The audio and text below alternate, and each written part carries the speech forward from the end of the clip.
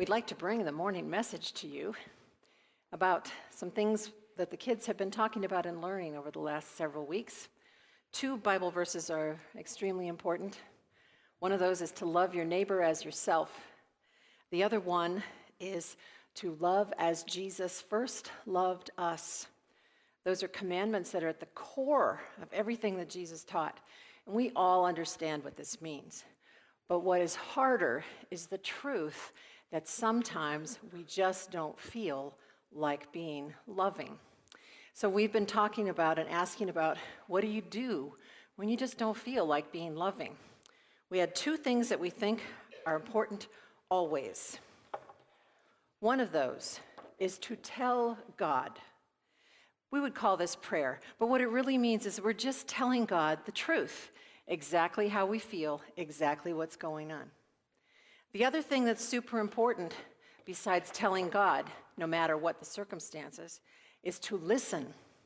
Of course, that's listening for God, because we know there's ways in which sometimes you just realize something and it feels like God has spoken to you. But we also know that if you listen to your family and your friends and people at church and people around you who are caring and loving, that they might actually be bringing you what God would like you to know about how to be more loving. So these things are always important.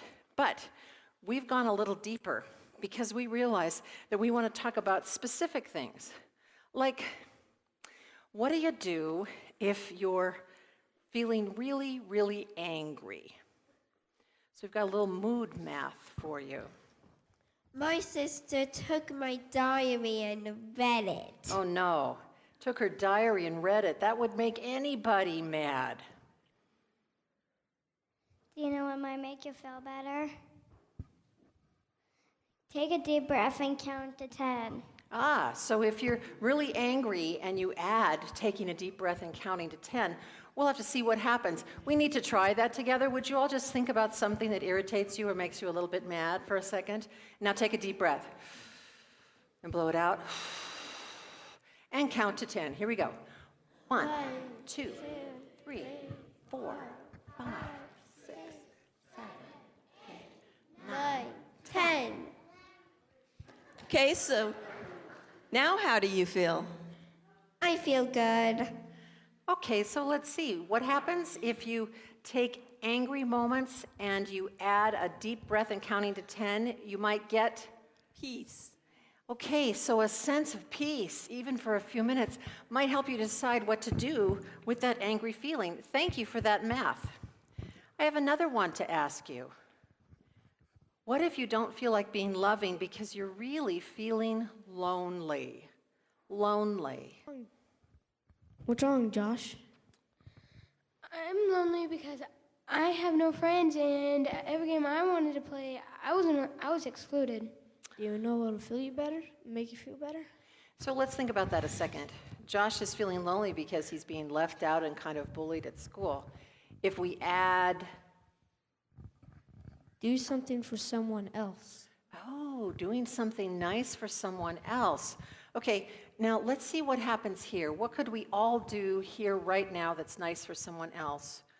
I think we could turn to all the people around us and give them a genuinely friendly smile. Would you please do that to all the people around you? Look how easy it is to give something nice. You know what? I even saw a little kissing. Okay, so let's see. So, if we're lonely and we do something for someone, we'll make a connection. There it is. That makes sense. If you reach out and do something nice, not only do you feel good, but you might make a connection that could help with that loneliness. Thank you. That's some very good mood math. And so, what happens if you know you're supposed to be loving, but you're feeling, well, really sad about something? What's wrong, Debbie? Oh, my daughter was visiting and she just left. My other daughter lives across the country. My parents and other relatives, they live in another state. And, well, I guess I'm just kind of having a little bit of a pity party. You know what helps with that? If you add funny faces and funny sounds. Oh, well, that's a good one. I wonder if we can help Debbie with her pity party by making her some funny faces and some funny sounds. Could you all please help with this? Here we go.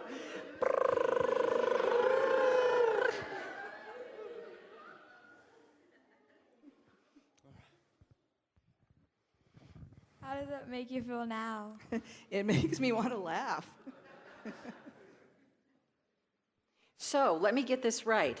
If someone is very sad and you add some funny faces and funny noises that make you laugh, we all know that this possibly could lead to dancing.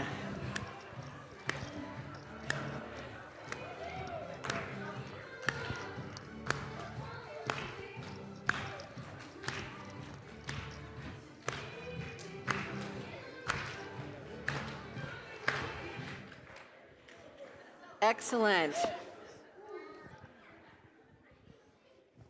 Seems to me in a congregation where there could be some overt kissing, there could be more dancing.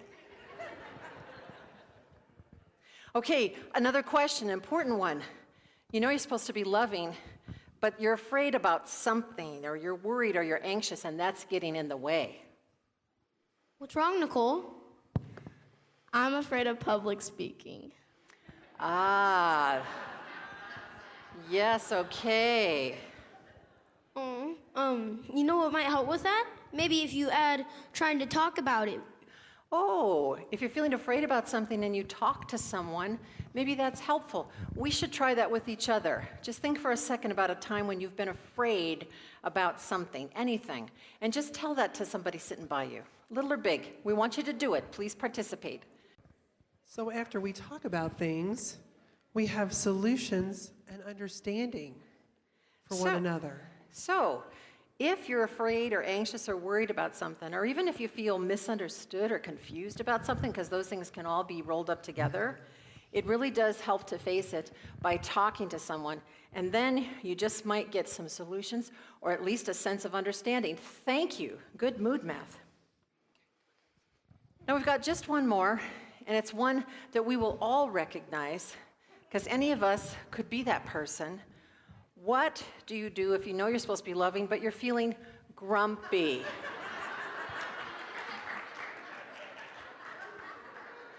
How are you feeling today? Well, I'm thinking my reputation precedes me. But I'm still grumpy. I have to replace the windshield in my car. Oh. And that's expensive. Okay, Stupid so squirrel. Lynn is grumpy. Malcolm, what are you thinking? You don't know what can help with that? If you add singing. I'm open for any. Singing. It's very hard to be grumpy if you're singing.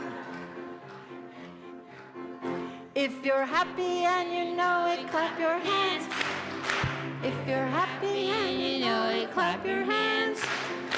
If you're happy and you know it, then your face will surely show it. If you're happy, you know it, clap your hands. So how did that make you feel? Better. Okay, so let's think about this. If you're grumpy, and Lynn occasionally is grumpy, and you sing, what happens? You can become joyful. You could be joyful. You could be smiling. And we know that joyful, smiling people, sometimes that leads to dancing. Let me see you people. Come on. There it is.